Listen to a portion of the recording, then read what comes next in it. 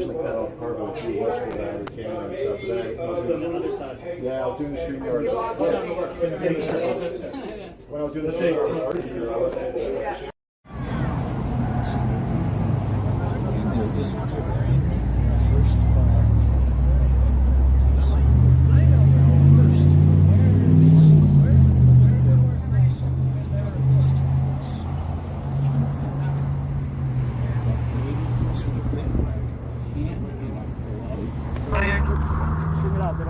We gotta string it up first. So are you ready? Are you ready to launch? I think you got a hold. Go ahead. Here we go. I think you got a hold. We're gonna do a countdown first. So you hold. Ready? Hey, we gotta go. 10, 9, 8, 7, 6, 5, 4, 3, 2, 1. UAV society.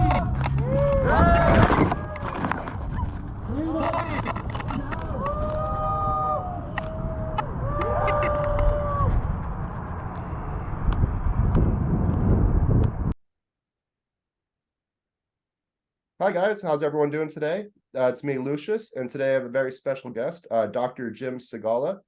And I had the honor of meeting him out in Utah, and we launched a weather balloon together with a couple fancy pieces of equipment designed by Jim himself. So how are you doing today, Jim? Very good. I'm really glad to be here with you today. Yeah, thanks for agreeing to join. I think that's really cool. I think people are going to find your work extremely fascinating, just like I have. And I almost want to just jump straight into it. So what's your day job? I guess you have. So I'm a scientist by education and training and experience. So that gives me the opportunity to go into other areas like the unexplained phenomena and apply what I've learned to that as well. So I kind of do that on the side, and my day job is applying that to make money for other people. That's funny. So yeah, we launched a weather balloon out in Utah together, and basically I had to drive to Colorado to pick it up. That's right. I remember that. But I made it back and I recovered your device. And I was thinking that the audience would really find those devices that you've designed extremely fascinating. And if you could go over some of the data associated with it. So I don't know if you just want to do the share screen first, or if you want to speak about. Well, I can give you some background on how we got to the point where that was something that I did. I think. Okay, so I guess before that, so you worked on Skinwalker Ranch, is that correct? So I was a cast member on Skinwalker Ranch for season 1, and where I started to do a lot of the analysis and built some rudimentary equipment in measuring scientific equipment that on the property, which allowed me to take some basic readings during that season. After that season was over, I decided that there was just so much information that was available out in not just in that small area of the Uinta Basin, but over the entire Uinta Basin. There's a tremendous amount of information available. I mean, there's all these ranches reporting all this strange phenomena. There was people coming out of the woodwork reporting strange phenomena. And I said, well, that's where if there's information to learn, that's where you learn it, where all these crazy things are happening. So that's when I went ahead and I started thinking about it and talking to people and came up with this how to actually go about how do you go about understanding and trying to get to the bottom of all this phenomena that's out there. So one of the biggest things that you learn in science when you're trained as a scientist is that you need to have 2 data points, or you need to correlate 2 data points together in order to have a really scientific data point. So 2 things that I decided to put together is that what you're feeling as a human being, and then what's happening in the environment around you. I mean, you can sit there all day and just anecdotally just say, oh, I had this headache, or I had, tinnitus, or my nose started bleeding, or I had this tremendous headache. And that just all by itself is not very interesting. It is kind of bad for you, but it's not very interesting. But at the same time, if you have a reading in the environment that all of a sudden starts spiking at that exact moment, then you know that it's not something that you made up in your head or you've concocted. It's something that's actually happening to you. So I decided to not only give the participants, people that actually got into the program that I kind of called it the scientific investigation I was doing.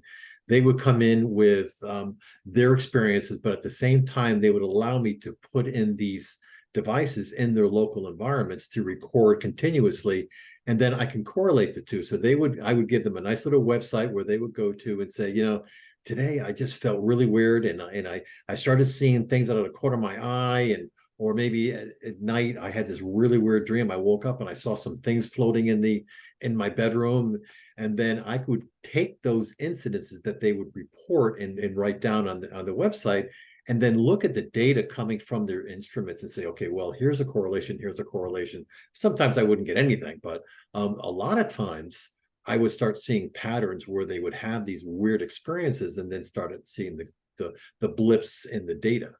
So that's, that kind of got me going to say, okay, well, I did this with one or two people, and then all of a sudden you start getting more and more. So at one point I had 35 different devices out in the Uinta Basin in Southern California and a lot of other places, all recording constantly and getting data in.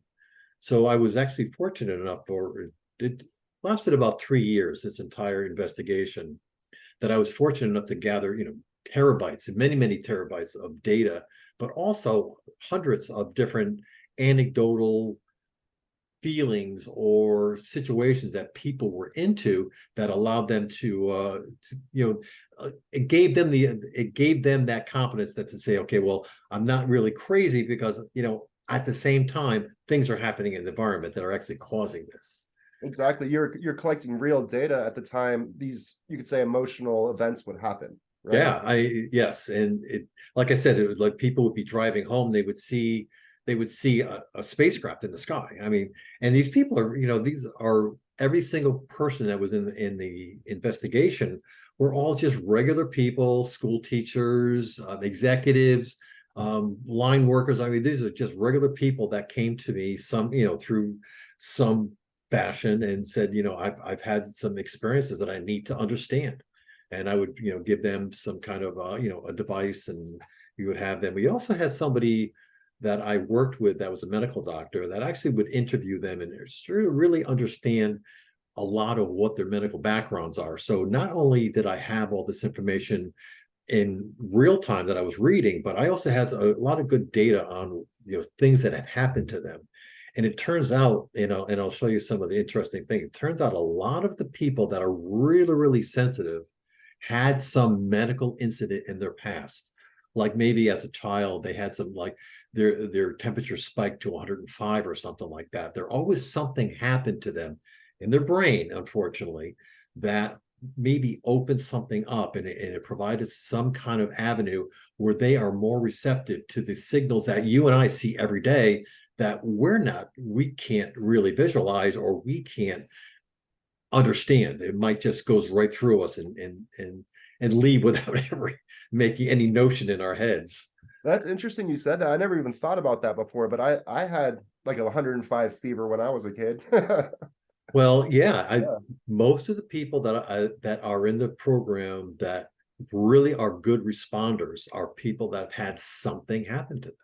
Like I had one person that came to me through some avenue. It's like, how did you ever find me?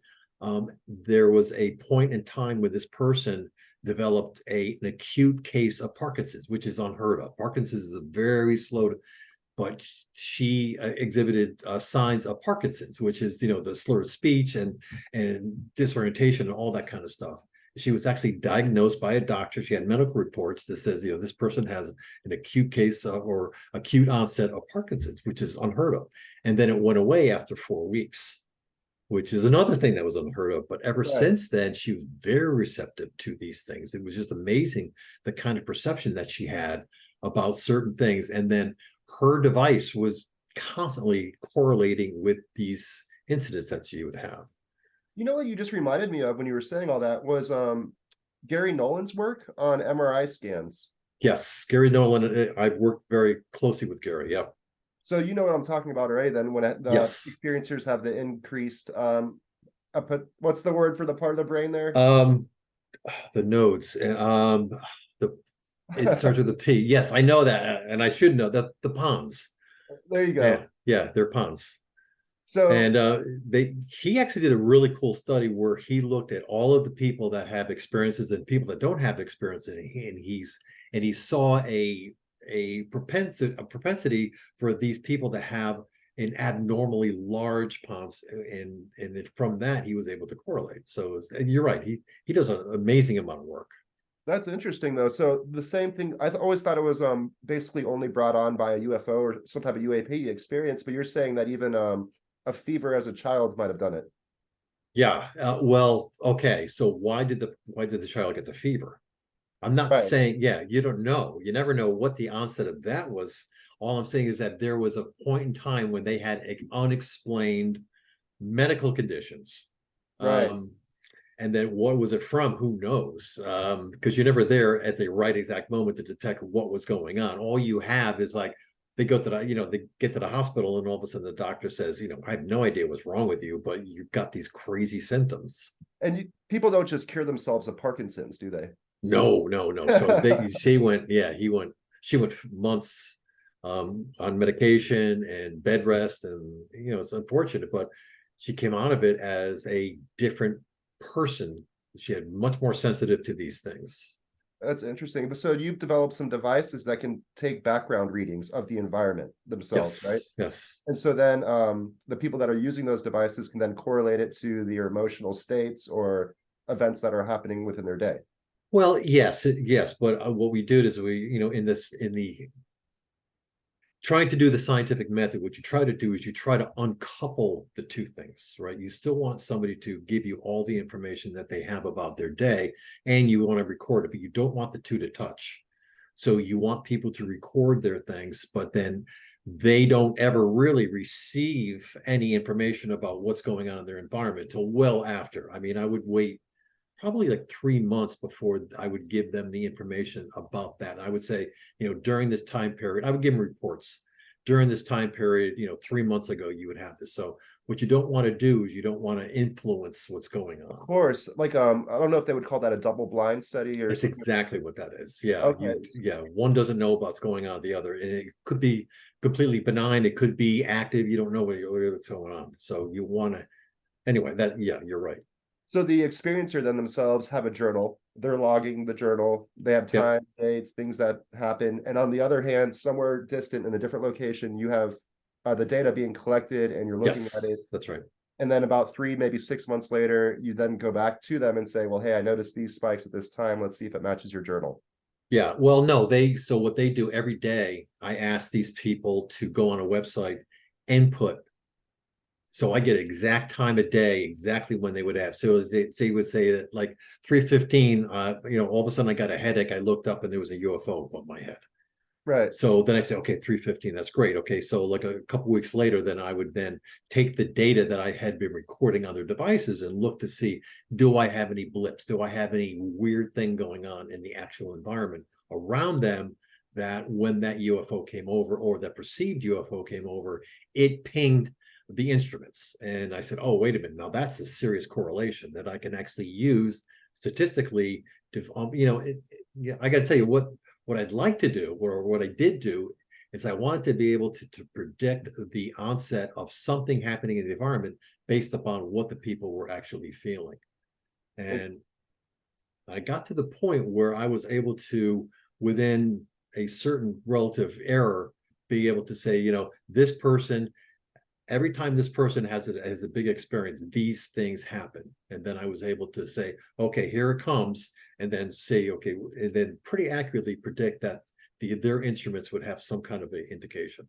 Maybe I'm getting ahead of us here, but so if someone pushes here, someone pushes back, right? So that being said, could you recreate what your data collected, like your device is collecting data? Could you create those effects by using you could say like antenna or magnetic devices to recreate the spikes that you've detected and see if that now has an effect on the people?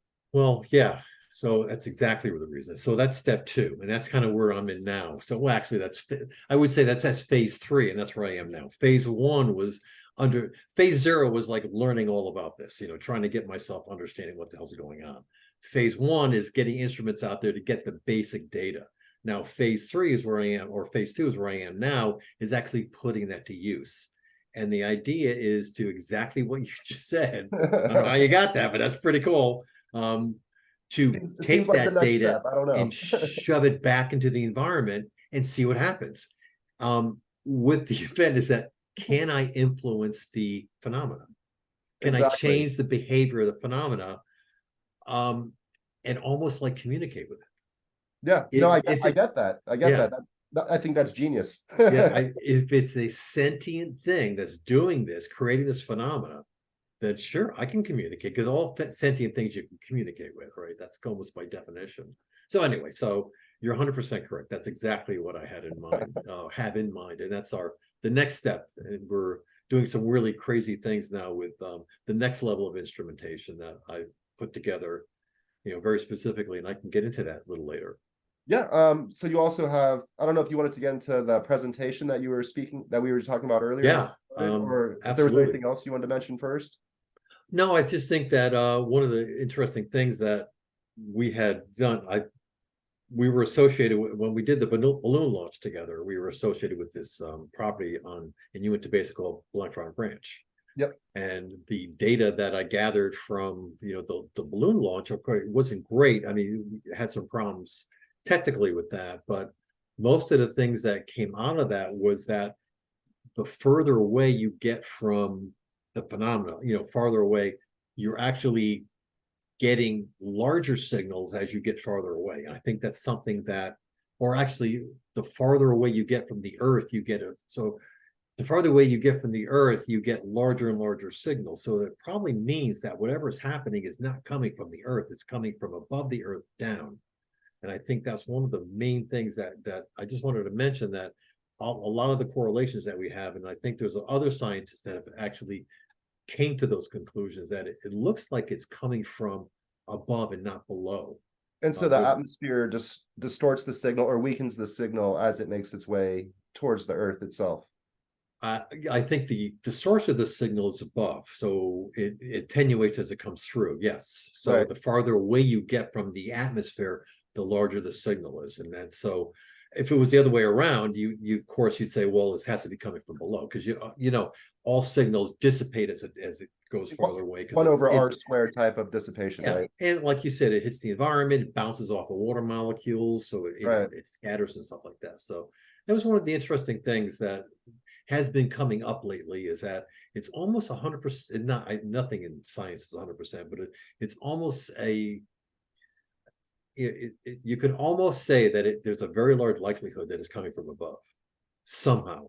Yeah, I remember when we did that launch as well, that some of the instrumentation failed that was inside the balloon, but then you had another device that was recording Outside, yeah. inside of the facility itself that did not fail, but was able to measure some spikes Yes, at that yeah, same moment of launch. yeah. So Yeah. you never know what's really happening, with how things are being affected, if it's gamma rays or something like that doing that, but you do get indications, and everything is data. Very cool. Yeah, Do you want to go ahead and open up that presentation? We'll take a look. yeah. Let me go and I'll just give me 1 second. No worries. And so this now you at this point you've spent several years on this, right? 3-4 years easy, or So I was on the show in 2019. So 2020 is when I actually then started my own study. So 2019, I was on the show. We did everything in correlation with the show and the other scientist that was on the property. And then after that, COVID and all those other crazy things, I decided to stay away from the show, or stay away from large groupings of people. So kind of went off my own. And so 2020 was where I started to put devices out to people out in the Uinta Basin, and started collecting data. So awesome. yeah, so 2000, so this is 3 years I did the study, and now I'm in my 4th year, and this is, like I said, this is kind of the phase 2 part of the study. Very cool. Yeah. So just to give you an idea, I just wanted to kind of get to the point where kind of show you some of the things that, so here's the list. a slide of all the little devices I have. So you've got devices that were, so you've got on the left here that, so this is on the left here, this is a pocket size. People carry this around with them and they kind of put this in their pockets and it records and then they upload when they get back to some Wi-Fi spot. This is a device that just sits on, the table or in the environment. They'll have it in the kitchen, or people will have it in their schoolroom or something like that in their office. So that's this device over here. You can see my cursor, right? Yes, yeah, we can see the cursor. And also, just real quick, the one on the far left, the pocket device, Yep. How big was that? Is that about like 3 by 5 inches? Yeah, it was pretty thin. It's about, I don't have it with me. It's about half-inch thick and maybe the size of a cell phone. So Okay. it's like a smartphone, but a little thicker because there was more stuff and all the sensors in there. People could put it, what they do is they put it in their backpacks or they put in their, their pocketbooks or something like that. Right, right. A little bit thicker than a cell phone. And what's that one measuring? The one that goes in the pocket? Is that like So yeah, so that's EM, so that's electromagnetic radiation, and it's got a gamma detector in there. It's also doing the gravitational vector, so it's learning where the gravitational vector is, because that actually, when things around the environment start moving, your gravity vector starts messing up. So that's just a magnetic. So you got magnetic sensors, you got electromagnetic sensors and gamma sensors. very cool. Yep. And then but not to the level that the better and better equipment have. So it's kind of like, it's basically just taking large energy samples and sending it up. And the more to the right you get, the more sophisticated it is. Like this guy on the middle here, that has the same type of sensors, but much more detail. So this sensor will tell you that there's electromagnetic energy in the environment. This sensor here will tell you that there's electromagnetic energy in this particular frequency range. Okay. So this actually has a spectrum analyzer in it, as does this guy over here. Now the guy in the middle, this was designed to go down into the earth. Like for instance, we did some work with Blind Frog Ranch. Blind Frog Ranch had these deep holes, and they were getting some really weird things going on, and they were getting radio waves coming out of these holes. And I said, okay, well, here's a device that can go deep into the hole and just sit there and measure all day. So this is actually a hermetically sealed thing that actually drops down into a hole. So tied onto a string. I think you had a slide, maybe 3 or 4 back, that showed those. Yeah, I can show you these. I can show you where these are used. I have a bunch of slides like that, but you're 100% correct. This is something that's tethered down into a hole and it communicates up and gets its power up. Off of so this guy on the right is a much bigger device, and these are the ones that I'm using right now that we're really good at sensing a lot of these things.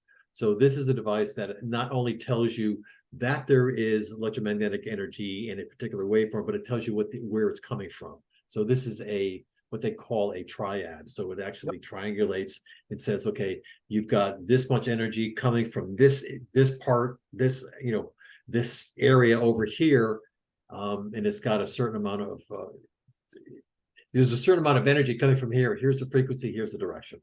Right. So that's what this whole thing all does. So between the two, you could say little dishes sticking out, it can measure the dissipation, kind of like what we were talking about with the atmosphere earlier. And so it knows the direction that it comes from. And this is going to actually tell you, oh, wait, it's coming from above, or it's coming from below, or it's coming from, over here and over here. So this is what I'm using currently. And this is all, you place it outdoors, it's good for the weather and stuff like that. Then, of course, associated with this is the electronics package that it has. And so these guys on the left can tell you that there's gamma energy coming in. They kind of can also tell you kind of what the frequencies are. But now this guy on the right can not only tell you what the gamma is, but actually tell you specifically where the gamma is. Like, is it a radon, or is it some kind of a gamma burst from, some star that exploded or something like that? Or is it, we have so many different, it's kind of funny. There's so much radiation, gamma radiation around us all the time that we have no idea. And it has all these different sorts. You got radon in the ground, and you've got, gamma rays coming from when the neutrino hits the atmosphere, it spurts out all this crazy energy. So, and this thing records it all, and it tells you what the origins are. So the more to the right you get, the more accurate it is. I have just a quick question that came to mind. I used to do gold mining, and I know that there was a lot of uranium content. Yes. Yeah. Would that also give off the gamma Yeah. ray? It'll decay. It won't. Well, yeah, it decays and it gives off. It'll give off all sorts of crazy junk. Okay. But it'll mostly photons. Unfortunately, it'll be mostly the high energy gamma rays, Okay. not so much radiation particles or radioactive particles and things like that. Okay. I was just curious. Yeah, Yeah, because you mentioned stars bursting, yeah. So I was thinking what else could do it? Well, maybe like high uranium content in the rock. Well, it's kind of interesting. So that whole Uinta Basin, when they tested the first nuclear bomb in Las Vegas or in that area over there, the weather pattern brought all the debris over this area. So there's a higher level of this waste, this from their testing in that area. So you pick up that. So that adds to the background radiation, but there's much larger pockets. So it's not just that, it was a whole bunch of other type of ways that there was they might have uranium in the ground. Who knows? I mean, it's probably there, but that's what it picks up. Very cool. And just to go off this a little bit more, you mentioned you speak with Gary Nolan. Do they have this for the Galileo project? This They type were of thinking about it, but this I don't know what they're doing right now, but they were thinking about using this for that particular project. Yeah, very cool. Yeah, it would be actually the smaller one, the small, not the big sucker, because that's kind of you have to mount it and you have to give it power, stuff like that. Okay, so a little more A little more robust. compact, yeah. Yeah, I understand what you're saying. Yeah. And so you have some data as well that you've been collecting for the Yeah. last couple of So years. if you kind of look at the application, so these are the devices that are hermetically sealed, they drop into the ground. So that's one of the applications. We've collected data. The unfortunate part about this is that you don't get the human interactions. You basically stick it in a hole, there's no human interaction. So it's basically just taking environmental data. So that doesn't have all of the nice correlations that I'm looking for, but it is good data. I mean, and you do get some kind of correlations. And then the next one, of course, is that it looks up in the sky, and this is the good stuff. So it looks up in the sky and sees some aerial phenomena that, because you have a camera in this thing. So there's a camera that's constantly scanning the thing in infrared and in the regular visible spectrum, and it's looking for something phenomena in the sky. Maybe it's something that's buzzing across the sky, and at the exact same time, it's looking for any signal that's being spewed off of this thing, because nothing is most natural phenomena is leaky, right? You can't have anything perfect, so there's always some leak of energy that could be picked up. It's almost like a car. You know how if you really looked at a car like in the infrared spectrum, it's very leaky. It's got energy coming off everywhere. The tires and the even just the wind hitting the windshield makes all sorts of crazy things going on. So so that's what we're looking for with this, is that we want to correlate what we see with what we can measure. So that's what these things do. And it's primarily electromagnetic waves, right? It's not well, you mentioned particles as well. So you get some alpha particles coming off when you have something hit the atmosphere, you get alpha particles, Right. which is pretty big things, and they get picked up and things like that. But when you look at this, it's usually electromagnetic spikes or some weird stuff happening in the spectrum. When you see something in the sky and then you read it simultaneously, it's usually just EM type of stuff going off. Very Which cool. is good, yeah. And then you look in the infrared spectrum, which is the heat coming off of this thing. Like I said, when something's cruising across the sky, it's bumping into all the water molecules and the air molecules, which creates heat, which you can measure using a pretty good infrared camera. So that's another way that we apply this. And then, of course, on the ground, you're always looking for stuff on the ground. People are always looking for, or always in the environment. They're they're interacting. So what we like to do is just keep a record of what's going on the ground. So that's another thing that we do. I was about to ask about sound waves, but it looks like you have that there. So we do sound, we Yeah. do ground vibrations, which is really good because a lot of the things are happening in concert with some kind of large energy. So things might be moving around, and so we have ground vibrations. So we put little sensors in the ground and measure things. Yeah. And That's then seismic. Would that be seismic activity, like a little? that is seismic, yeah. So you get ground. So you get the P waves that go across the earth. We measure those. So you've got everything. You've got sound. You've got seismic. You've got electromagnetic. Yep, gyroscopic, which is the one that it's kind of like gravity. the gravity vector is moving it around and it's kind of gyroscoping. So we measure that. What we try to do is we try to pick up any kind of thing that is abnormal. So what we do is we say, okay, during this period of time, things were normal, everything was quiet, and we take that as a baseline. And then when people interact with the phenomena and report it to us, and we look at that and says, well, during that period of time that you had this interaction, there was a uptake of one of these signals. Maybe not all of them, but maybe the microwave spiked a little bit.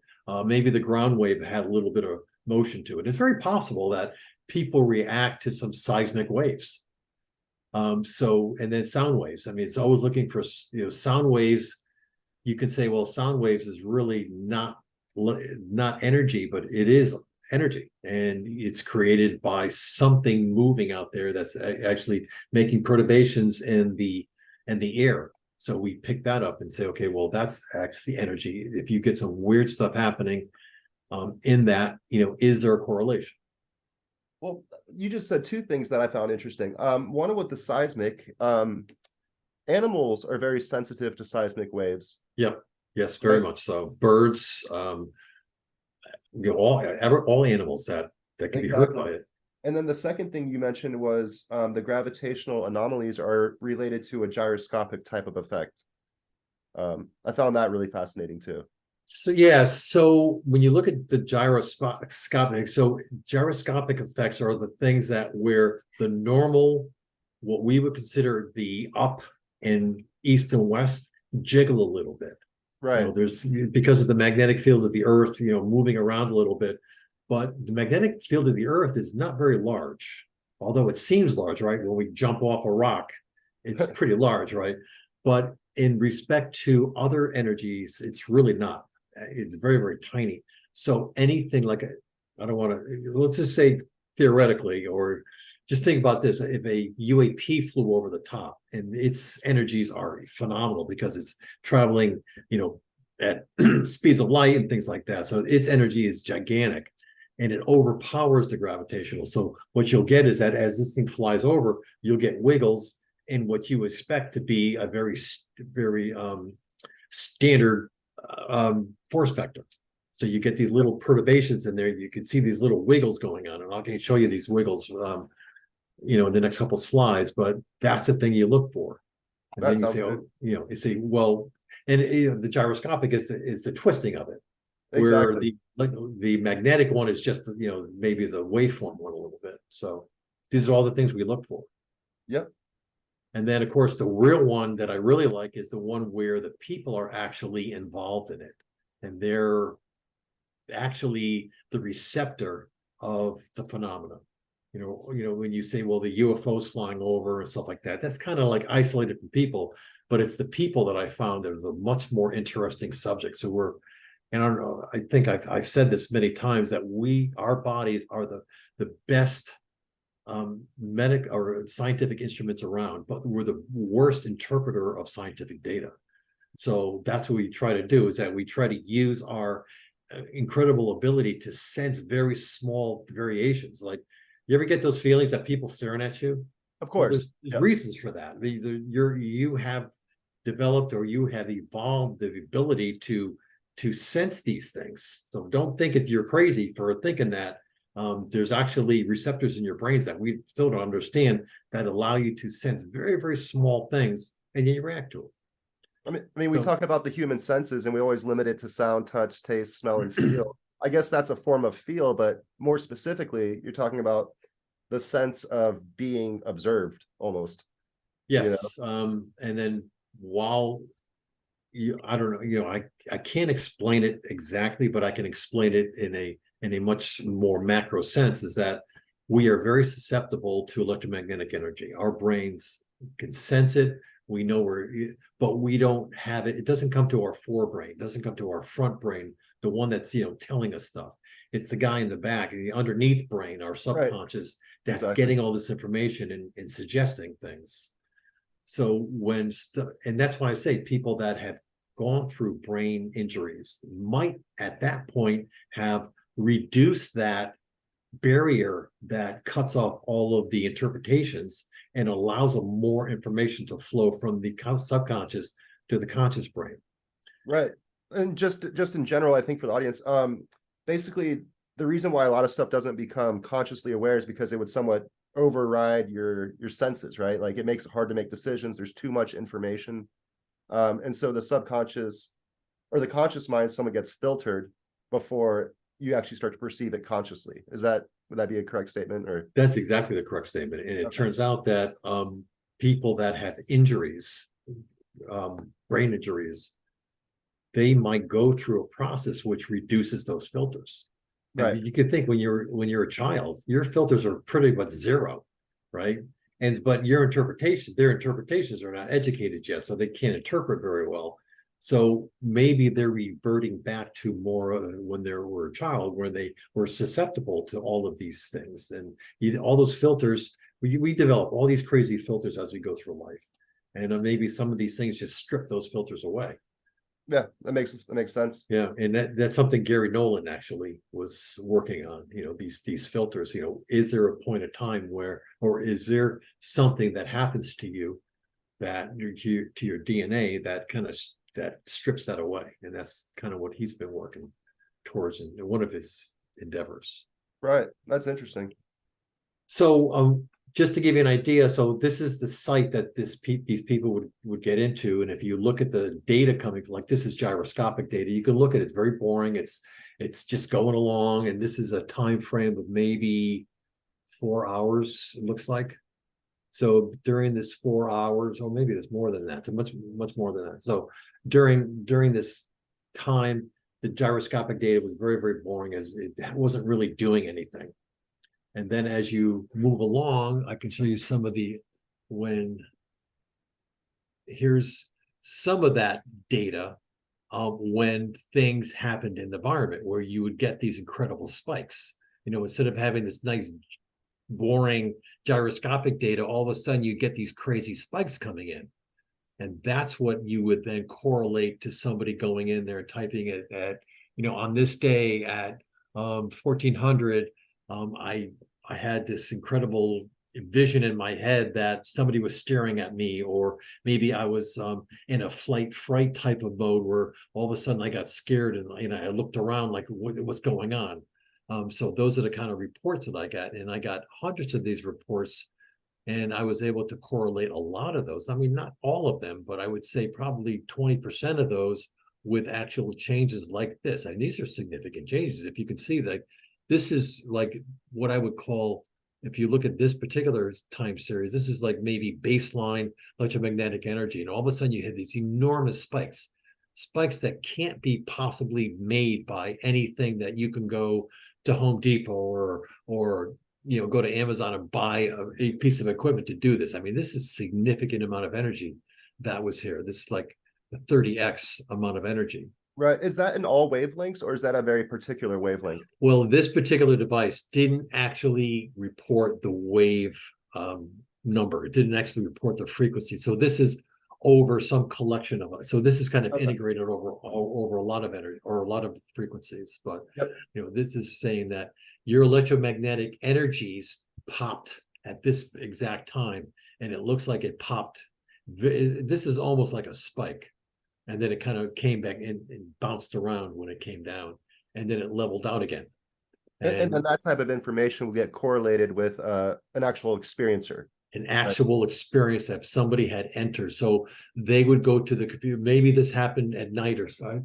I think this is 1400. or 1600. So this is probably middle of the day for them. Maybe they were eating dinner or something like that. And they had an experience. They looked out into the living room and saw somebody walking across. And I've had a lot of those. So they would see something. But at that exact moment, I would look at the data and I would say, okay, well, at that time, this is the spike that I saw. And there's another one. There's a couple other ones where you'd have a couple blips. This is gyroscopic data. So gyroscopic data was always a very good indicator. And the gyroscopic data is more of a gravitational fluctuation. Yes, it's more of a in nature, something is being skewed very, very, and it's going right back. You can see it. It's very, very spiky because nature is very, very stiff. You can bang it really hard and it'll go a little bit, but it comes right back again. Right. It always bounces back. Yeah, it's very, very stiff. And then you have some magnetic data. So magnetic data is actually the actual magnetic data that like the gravity vectors and things like that. Yeah. So this is just an indication like the actual gravity vector would change or something like that. And then there was, oh, actually, here's a good one. This is actually, you can see the correlation at around 4:15. My wife had a sharp pain in the back on her head and it went away. So, and that's about at this exact moment. Right. So this person reported that, his wife had this incredible pain. I think this actually led to a nosebleed. I don't have it written in here, but this led to a nosebleed. And you looked at the data coming from there, and exactly at that moment, there was a large blip in the. Have you been able to correlate those types of data with the triangulation devices as well? No, because unfortunately, the triangulation devices don't really get close to people. They're out in the yard. They're more looking for big things happening. Like, just to give you an idea, right now we have, like I said, we're in phase 2. And what I've done is taken the information that I've learned here, how to make predictions, how to do these things. And I've actually applied them to a much bigger, I would say a much bigger data gathering exercise by going to people that have seen and actually visually seen these big orbs or some flying spacecrafts. Because what I want to do now is I want to take that data and I want to, with an antenna, point it at these and see if I can communicate with them. Right. So that's what we're doing now with these bigger devices. But most of the time, those things are just sitting out, in somebody's backyard or somebody's ranch and things like that, just gathering data. But it would be cool though. It would be great to be able to triangulate. And I can think of where the spike is coming from, right? Right. Well, that's what unfortunately, that's phase 4. Yeah, the smaller devices don't have that ability, unfortunately. But I mean, that's something that can definitely be put in. I think you also mentioned at one point, you would notice sometimes there would be a spike, like what we're seeing now, either a gyroscopic or an EM spike, and the person would start having a bad day. And it might last for like 4 or 5 hours. And then there would be another spike and the person's day would go back to normal. Yeah, that happened a lot. There was always these situations. Like I had one instance where a person went out into an area that was kind of sacred to Native Americans, went out and actually took back and went into a little cave and took out a crystal, came home. We got this tremendous spike, and that person for the next 3 days just had a horrible time. They had constant headaches, always being in that, how you never get to the point where something's wrong, you just can't explain it.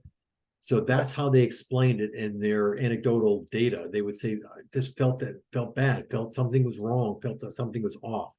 Then they would go and return that rock the next, like in 3 days, come back. You would get similar spikes and things like that, but then it would all die down. They would feel much better. So there was, you could see that it's not only a bad thing to get these spikes, but sometimes it's a good thing.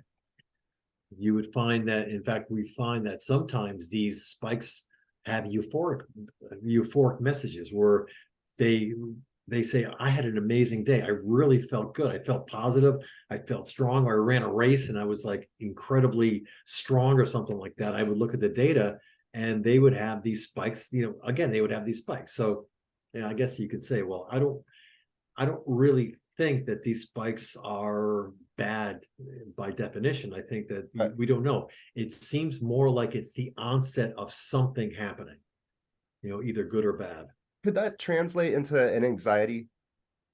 Um, Perhaps just in general, it's like I guess where I'm trying to, the thing that was coming to mind was basically people say that the UAP have some type of agenda and maybe they're manipulating people and things like that. Now, say you're about to go into a big meeting that could take your life in one direction, but you have a big spike. It creates a whole bunch of anxiety. Your meeting doesn't go well. I'm just throwing out ifs and buts and thens. I don't know. I don't know if that type of data has been collected yet. I do have data where people have good and bad days. I mean, I think I have it listed here. I have over see, we have 600 interactions that we documented. So people, of the 30 people, I think it was 35 people, I've had 600 interactions where they documented something of significance. And some of those happen in the workplace, absolutely. Or some of those happen in some form of their lives that they felt it was significant. They might have gone on a date, or they might have had some social interaction with somebody and maybe not felt great about it or something like that. Right. And then we come back and report, and it says, even though that is not something that I would consider alien related or UAP related or something like that, it's still phenomena related because it did have some environmental change that happened. So that's where like John Ramirez speaks on the synchronicity aspect of the phenomenon. And that's kind of what I was getting with it. Like maybe those I'm speculating, this is big speculation, but sure. maybe those spikes create a change in the person that then leads to a synchronicity to where they end up meeting someone when they normally wouldn't have met them. Yeah. That's right. If you say this phenomena changes you, it sets up certain things that we could have a good day, a bad day. I mean, it depends on one little thing. Maybe the coffee wasn't great or something like that could screw things up. Maybe this phenomena just pings something in your brain that makes it the next person you meet just become your friend or become your foe, or you don't really exactly know. what I was kind of leading Yeah. towards. Yeah, for sure. Yeah. So those are, again, there's a lot of data we collected. I was more interested in trying to understand how to communicate, but there's a lot of other data that could be pulled out of this to give even deeper correlations that I never even thought of, like what you just said. So there's all sorts of things you can gather by doing a strict scientific, trying to stay within the scientific norms. And most of these, I would say, need to be like in double blind, or at least a lot of them, because if not, you might be creating. I don't know if using the placebo is the right word, but you might be creating some type of placebo effect in the individual if you're Yeah. pre-training them and saying this might cause that. So Well, if let's just say the person wakes up and they look at their data and say, "Oh, look at that spike! I'm going to have a terrible day," and they're going to have a terrible day. exactly, even if they, yeah, Yeah. exactly. So you don't want that to influence. So they don't. That's why I never let them see it. They don't really see it until well after. I let them actually look at other people's. They can look at other people's, Right. but they can't look at their own. But it was actually quite interesting, that whole 3-year period with them. It was a lot of fun. And now it's kind of more, looking out, trying to communicate with this phenomenon and trying to get it to do something that I wanted it to do. Right. Actually learning how to work with it. Right. Yeah. Exactly. That's very cool. Yeah. I find this all extremely fascinating. So there's a couple of other things that we had some cases that were actually quite interesting. We had people that would wake up in the middle of the night, very, very anxious. They had, terrible dream or something like that, see something floating. So I had a lot of these, not tremendously amount of these, but things that I had a lot of correlations happen. Out of the 600, maybe 20% of those had correlations, but there was always those few that were like amazingly correlated. Like, I can't believe this actually, we gathered this data. So, and I think I listed 2 or 3 in this presentation that were of just crazy.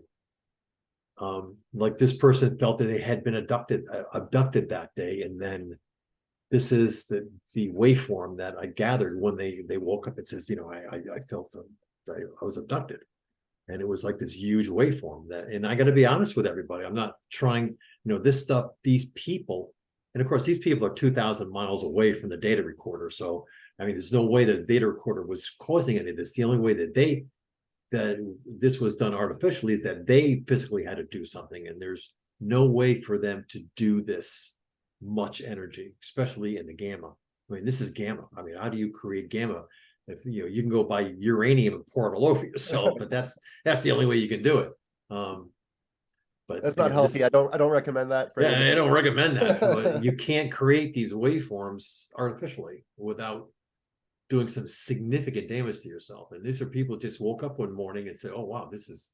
I felt like I felt I've been abducted today, and this is the waveform that we gathered that day. Wow.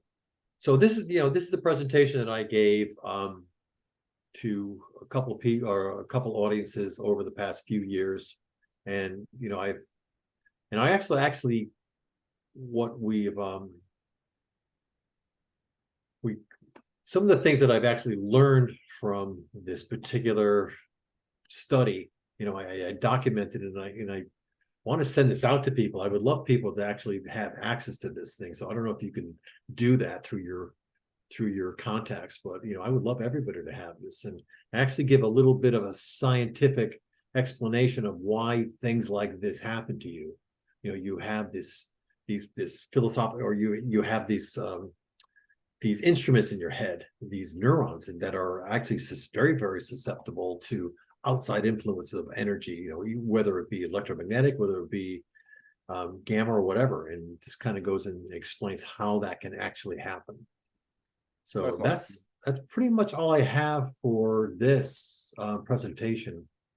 Now, at this time, if someone were really interested in getting one of those devices, would that be possible? Or I at this point, I would say I would love to. So I think the answer is always yes. I think that if the people are interested, then I'm interested. And I think that there's a lot of people still out there. Like I said, I had 35. I think it was my biggest spike at that point was 35 people. And these are just amazing people that just go throughout their day and they would report and things like that. So if there's more people out there, I would love to have them. I mean, I want one, but I'm just well, yeah. So I do have some. So these are the actual physical devices that I have. I have a couple here that are ready to go out. So this is another one that I have ready to go out that are going to be shipped out very, very shortly to people. That's awesome. That I've met through the study. And so how does it connect back to the computer? Do they just plug it in the computer and then it just kind of uploads everything on its own, or? Yeah, so all they really need is a Wi-Fi hotspot someplace and power. And it just sits there all day and just collects data, and it bursts it up every once in a while, just to back to a server. So I use a cloud service that just gathers data, and I just sit there and analyze it. No, I was speaking with Vinny Adams from the Disclosure team yesterday, and basically he's done some studies out in Colombia where there's these mountains that have anomalies, UFOs that tend to fly out of them. And I was saying, well, maybe next time you guys go out there, because they've already gone out twice, they plan on going out a third time. So, well, maybe you need to take one of Jim's MUPAS devices out. Yeah, that's be great. I mean, all those kind of things. So one of the things that we're getting into now is that most of the cool stuff is happening in remote areas. So that means that we have to look for solar solutions and power solutions, and we have to put everything up, maybe up to satellites and things like that. So Starlink. Yeah, Starlink is one of them, but Starlink's not everywhere, unfortunately. But it's in enough places that we can start using small modems like that. We can just burst things up, and so right now I'm limited to having Wi-Fi and power, and that's a problem. Well, could they also just here's like a terabyte kind of thing? Could they just put it onto one of these, and then when they get home, or plug it in and send Could be. I mean, that is a possible solution where they can just record the data on some kind of a device, because I can get these little SD cards that are like terabytes, right? These little tiny things that are tiny little things. Yeah, terabytes worth of data. Yeah. If unfortunately the bigger devices are recording video, so you really can't send tremendous amounts. But the smaller devices, in a terabyte, you can actually probably record for 6 months straight without ever having done anything. But And then upload the data once you get back yeah, to the. once you get back to your thing, you plug it in, or when it gets back to a Wi-Fi, it'll. So the ones these guys, these guys, the ones that are portable, will actually house probably 4 or 5 days worth of data. I never actually figured out exactly how long, but about Right. 4 or 5 days before they get back to a hotspot, and then it would just burst it up. So here you go. But then you also have the one that's triangulating, right? So you've got The those big big one, ones that yeah. you can bounce. Like if you're going to be out in the field somewhere for a while, you basically set this. Right. What do you call that one? So this is just a larger one. So I have it. I call it a well, actually they're all called MUPAS. It's just that that's the larger one. The MUPAS Yeah. Grande. No, actually, I just don't have a name for these things. Unfortunately, my marketing ability is not that great, so I just call it the big one. It's the The so MUPAS 1000. nah, I don't have a name for it. It's just the move, just the big one. Well, awesome. Yeah. Is there anything else you wanted to add? I mean, I think what you just showed is extremely fascinating. I don't think people have really gotten to see that type of data yet. A lot of people. And the fact that you kind of like are able to tie it into Havana syndrome and things of that nature too, just in my opinion, incredibly important data when it comes to this study. Absolutely, yeah, yeah. The only thing that I want to say is that when people out there experience things, you can't look at it as something that is abnormal. Because I think most people experience things, they just have the filters in place that puts them in that bucket that says, wow, that was weird. I hope that doesn't happen anymore.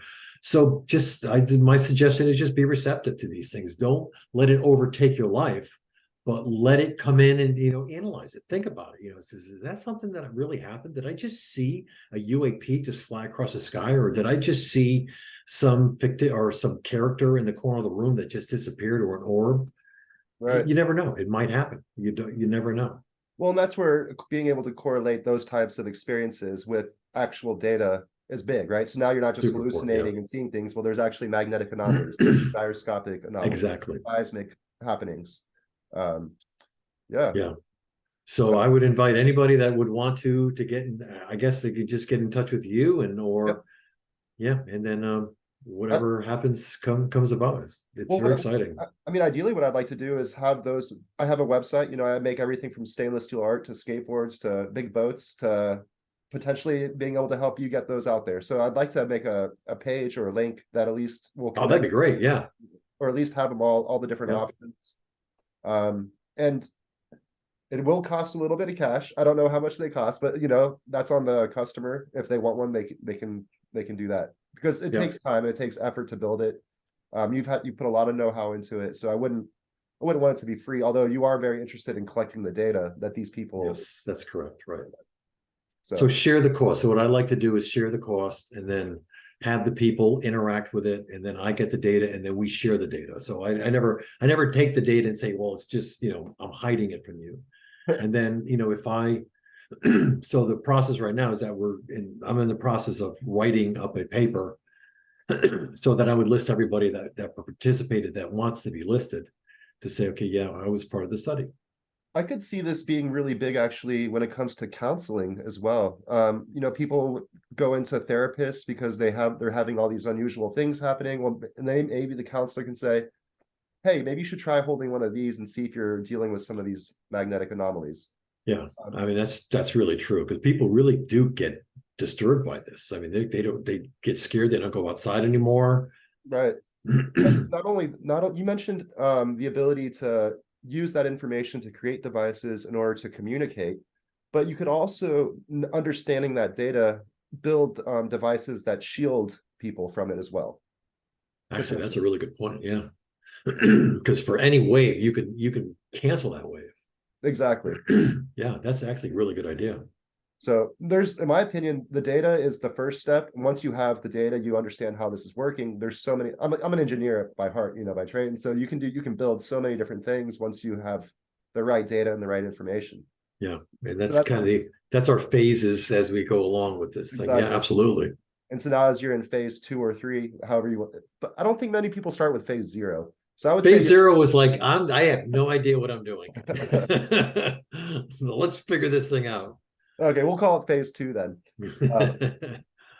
But Yeah, I think that's good. I mean, if there's any other thing you'd like to add, Well, like I said, just be open-minded. That's it. awesome. Be open-minded, and then I hope to have some, at least links to your devices or something like that Sure. on my website soon. Hopefully by the time this airs, that way people don't forget about it. Yes. Okay. Um, Absolutely. I'll probably put this out in about a week from today or something like that. But yeah, thank you so much for your time. If you wanted to hang out for a minute afterwards, Sure. appreciate that. But I'm gonna go ahead and hit the stop record and Okay. really appreciate your time. All right. Thank Very good. Nice meeting everybody. Yeah.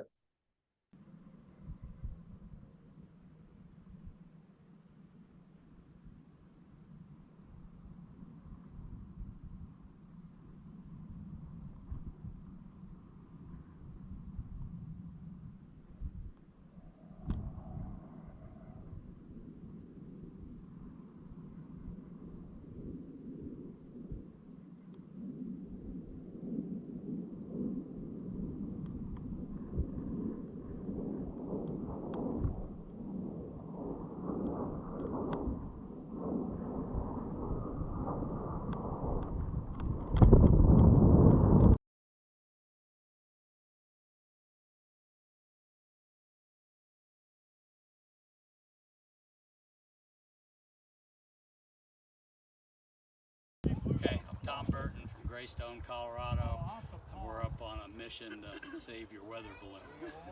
Thanks, man. Going into the national park, actually. He is saving the mission right now. So let's go before it rains. Let's do it. Let's do it. I don't care, one of them could run I would with love you. to. That's a way more comfortable buggy. Very cool. Stop the film.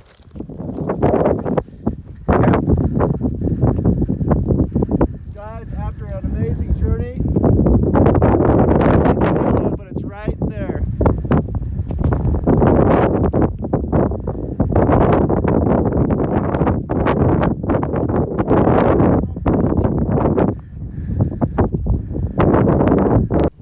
Hey guys, what's up? I've recovered the payload.